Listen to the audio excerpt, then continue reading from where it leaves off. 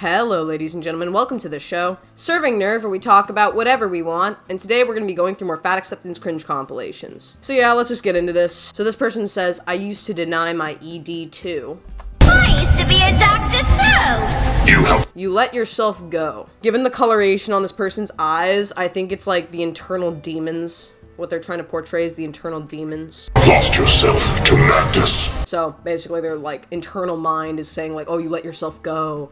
And then this person's like, I healed, you know, as they eat something from a box. Career path! So in the captions, they put like, you know, unlearning fat phobia, blah, blah, blah, like, you know, stop fat phobia, stuff like that. Personally, I think this is the kind of like unlearning fat phobia that a lot of people who come from like EDs and stuff need to do. This is much more accurate and akin to that of actually having to unlearn fat phobia, because people who come from EDs have an irrational fear of gaining weight, having any excess fat, or even having a normal amount of body fat, having body dysmorphia, perceiving themselves as fat when they really aren't. Like, it's very common, and that's actual fat phobia. People in the fat acceptance movement use the terms fat phobia as a means of portraying how people discriminate against them, but in reality, fat phobia usually is like self-induced upon oneself. You know, it's like usually people have a severe fear of themselves becoming overweight, and it can ruin people's lives in the wake of like, you know, disordered eating and stuff like that. So personally, I don't even disagree. Like, I think that this is much more accurate to say unlearning fat phobia, because this is actually something that people with EDs have to do all the time. They have to unlearn the fears that they have and the irrational perspective they have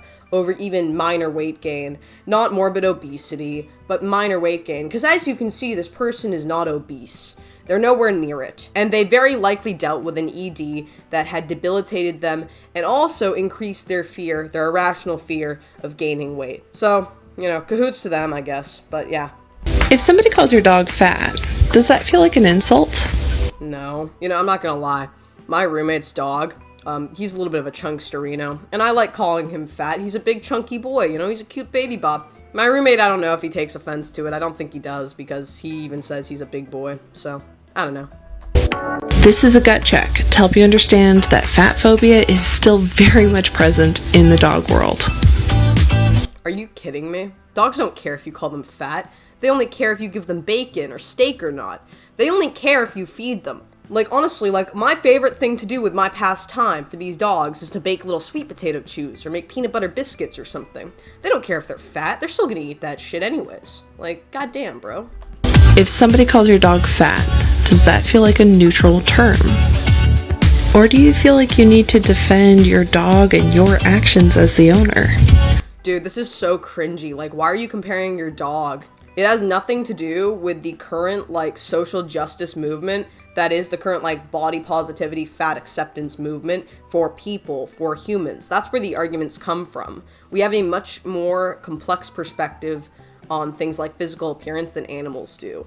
At least when it comes to things like body weight and whatever. Especially when it comes to dogs and body weight. Like I'm sure you guys have seen a morbidly obese dachshund online before. Like, they just will keep eating anyways. They don't care. They'll eat until they die. Like, dogs are crazy in that regard. That's why they need to be monitored. They're like children. So, I don't know, man. I just think this is stupid to be comparing dogs to, like, this kind of crap.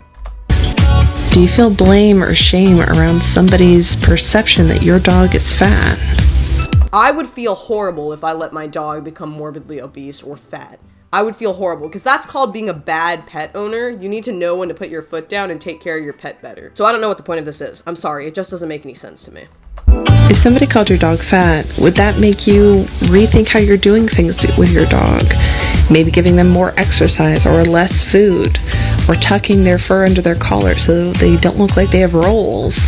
No, I wouldn't want my dog to die early, so I would probably do the first two, increasing physical activity and decreasing the crap that I give them, giving them a more consistent diet, giving them a healthier diet. That's what responsible pet owners do. And the same thing should be for your own body, by the way. You know, your body's also valuable. You should take care of it. You should eat healthy, exercise, and not overwhelm it with specific sums of crap, you know? And also not try and hide away the roles, instead actually eradicate them if you need to eradicate them through healthy behaviors. There's a threshold here. An extra single pound on a medium-sized dog is not going to kill the dog instantaneously. But what if it's an extra 10 or 15 pounds? Same thing with you. An extra 10 pounds probably won't do that much to you, but what if it's an extra 20 or 30 pounds? Like, I feel like this is just a stupid argument to make, dude. Would you feel the need to explain why your dog might look fat, but they're not really? Do you hold the belief that fat bodies are inherently less healthy and less desirable than thin bodies? Maybe it's time to start thinking about how fat phobia shows up in your relationship with your dog. What in the name of God are we talking about? Just work out, like, being fat is not healthy. Yeah, it isn't.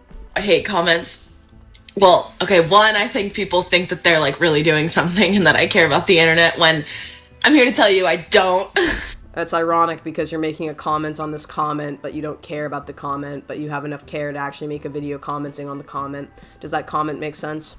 What's also fun about hate comments is that it brings my engagement up, so keep... I mean, yeah, like, hate comments are comments. Comments boost the algorithm.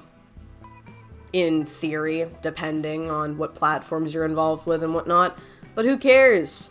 Who cares? All you're gonna get is a boost in people watching you for cringe, bro. Like, do you want to make a fool of yourself on the internet? I don't know. I am developing a strong and visceral hatred for thin people on this app. That is so ironic. This person's not even fat, bro. That's just so cringe. I'm sorry. Okay? I'm starting to develop a distaste, not a hate or anything visceral, but a distaste for people who happen to color their hair, because it seems to connotate very much with a lack of brain cells. It is starting to drive me crazy. It's like every single time a trend where skinny people are just demonizing fat people fucking dies, we find a new one. There's always a new one.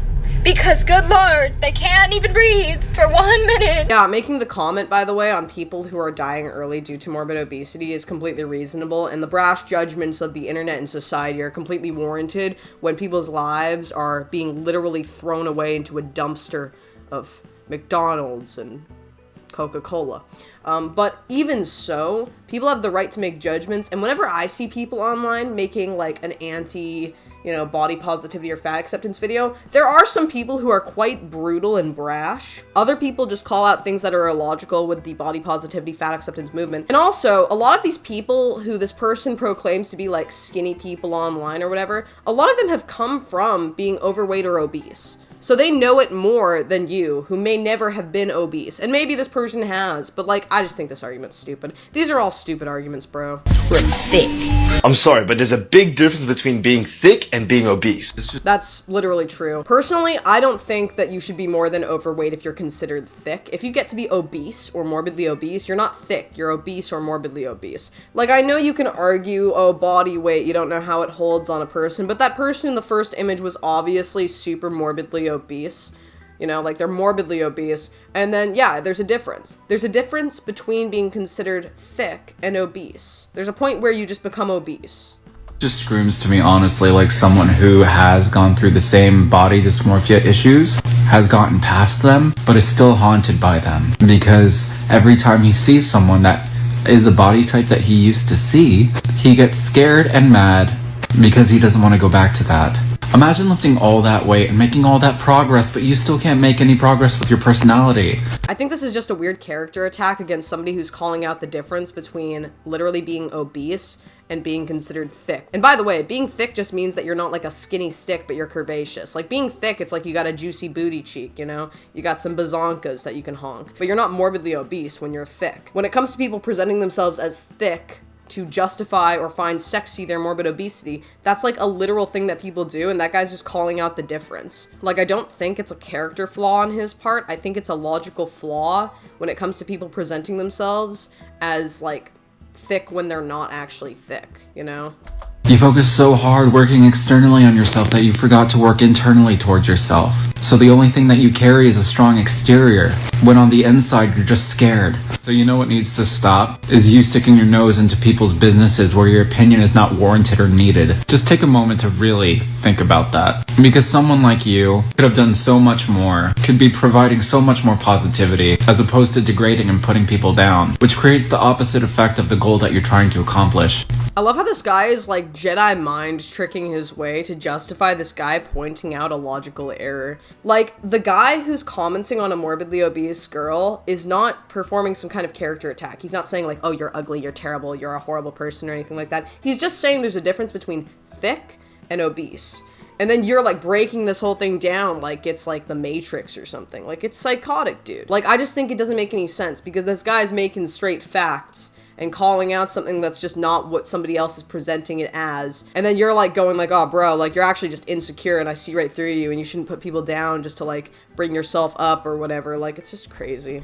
Wake up. Anyways, my people, that's the video. And this compilation particularly has somebody else's commentary in it, so I'm gonna link them below because they also made different comments than the ones I did. I didn't actually listen to what they had to say. But if you want to listen to somebody else's perspective on the same compilation, this compilation was made by them and I don't want to like just rip it online and like take their, you know, take their stuff. So their channel is Hotip Flotip on YouTube.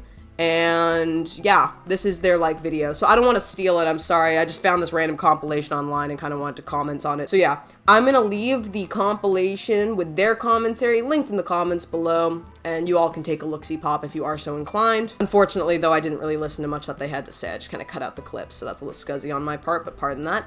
And you know, I don't want to just steal their content. So if you want to actually support them, check them out in the comments below. I have no idea who they are. But yeah, that's the video. Tell me what you guys think in the comments below, and I hope you all enjoyed. I'll see you all next time, my people, and it has been lovely. Slater.